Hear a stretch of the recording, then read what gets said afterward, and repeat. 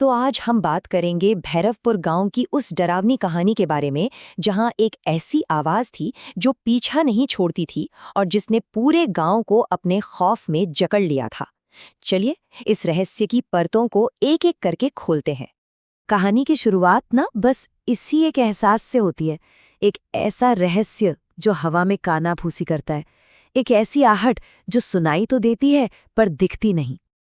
तो चलिए, case file का पहला हिस्सा खोलते हैं और सीधा कहानी के केंद्र में चलते हैं, जहां से ये सब कुछ शुरू हुआ, भैरवपुर गांव और वहां की वो मनहूस हवेली। सोचिए, भैरवपुर, एक ऐसा गांव जो जैसे बाकी दुनिया से कट सा गया हो। यहाँ की हर गली एक पुरानी जर्जर हवेली पर जाकर खत्म होती है, जिसके पास से गुजरने की हिम्मत भी कोई नहीं करता। सालों से गांव वालों के दिलों में इस जगह को लेकर एक अजीब सा गहरा डर बैठा हुआ है। तो सबसे पहले ये समझना जरूरी है कि ये आहट सिर्फ कोई आवाज नहीं है। इस कहानी में ये अपने आप में एक किरदार है, एक अनदेखी शक्ति, एक ऐसी मौजूदगी जो हर किसी को महसूस होती है। असल में यही है भैरवपुर का श्राप। और ये सब शुरू कैसे हुआ? एक शर्त से, एक मजाक से।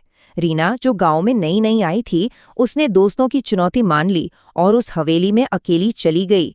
अंदर टॉर्च की रोशनी में उसे दीवार पर अपनी परछाई के साथ एक और हिलती हुई परछाई दिखी, और फिर उसे वो कदमों की आहट सुनाई दी जो धीरे धीरे उसके पास आ रही थी। अब देखते हैं कि कैसे ये खौफ सिर्फ एक इंसान के तजुर्बे से निकलकर पूरे गांव की दहशत बन गया। देखिए, ये खौफ ना एक एक करके फैलता है। रीना के बाद गांव के नाई रघु को एक सफेद साया दिखता है और वो खौफ से पागल हो जाता है। फिर अनिरुद्ध, स्कूल का मास्टर जो इन सब बातों को अंधविश्वास मानता था, उसे भी कदमों की आहट और एक फुसफुसाहट सुनाई देती है, तू बच नहीं पाएगा। और देखते ही देखते ये आहट सविता और बस ड्राइवर अमर तक भी पहुंच जाती है और पूरा गांव डर के साये में जीने को मजबूर हो जाता है। और सबसे अजीब बात पता है क्या थी? कि ये आहट हर किसी के लिए अलग थी। किसी को सिर्फ कदमों की आवाज सुनाई दे रही थी, तो किसी ने साये देखे, किसी ने फुसफुसाहट सुनी, तो एक तांत्रिक को दीवार पर खून से लिखा एक संदेश मिला।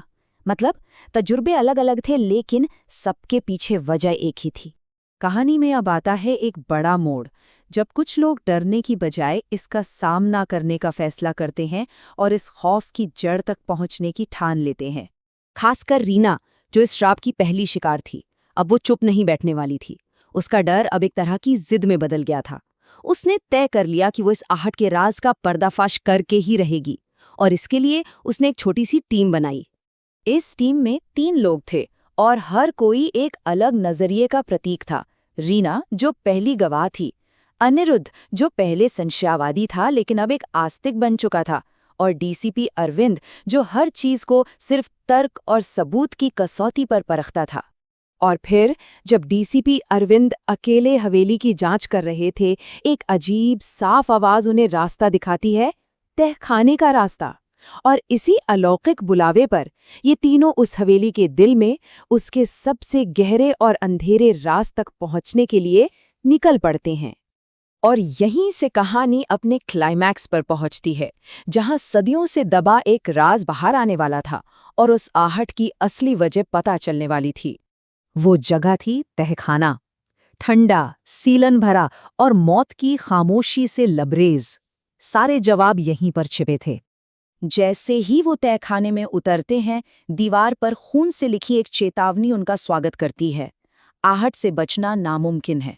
ये इस बात की पुष्टि थी कि वे किसी मामूली चीज का नहीं, बल्कि एक बहुत बुरी शक्ति का सामना कर रहे हैं। और फिर अंधेरे कोने से एक सफेद धुंधला साया धीरे धीरे उभरता है। ये ललिता की आत्मा थी, हवेली की पहली मालकिन, और उस खौफ का स्रोत जिसने पूरे भैरवपुर को जकड़ रखा था। ललिता की आत्मा खुद अपनी दर्दनाक कहानी बताती है। 100 साल पहले उसके पति ने जायदाद के लालच में उसे उसी तहखाने में जिंदा दफन कर दिया था। उसकी चीखें और बचने की कोशिश में उसके कदमों की आवाज वही सदियों तक उस हवेली में गूंजती रही और हमेशा के लिए आहट बन गई। तो चलिए, अब कहानी के आखिरी हिस्से में चलते हैं, जहां एक उम्मीद भरी कोशिश के बाद एक ऐसा भयानक मोड़ आता है जो सब कुछ बदल कर रख देता है। अब जब सच पता चल गया तो डीसीपी अरविंद एक बहुत ही डेस्परेट सा उपाय सोचते हैं। वो पूरी हवेली को आग के हवाले कर देते हैं। उन्हें लगता है कि अगर हवेली और उसमें दफन ललिता का शरीर जल जाएगा तो शायद आत्मा को मुक्ति मिल जाएगी और ये श्राप हमेशा के लिए खत्म हो जाएगा। और एक पल के लिए लगा भी कि सब ठीक हो गया। हवेली राख हो गई और गांव में सालों बाद एक शांत रात गुजरी। लेकिन ये शांति ज्यादा देर टिकी नहीं। कुछ ही दिनों बाद जब रीना अपने कमरे में अकेली थी, उसे वही जानी पहचानी कदमों की आहट फिर से सुनाई दी। श्राप हवेली से नहीं बल्कि उस आवाज से जुड़ा था। और यही कहानी का असली सार सामने आता है। ये श्राप किसी इमारत या जगह से बंधा नहीं था। ये एक गूंज थी जो एक बार किसी के कानों में पड़ जाए तो हमेशा के लिए उसका हिस्सा बन जाती है। तो आखिर में ये कहानी हमें एक बहुत ही परेशान करने वाले सवाल के साथ छोड़ जाती है।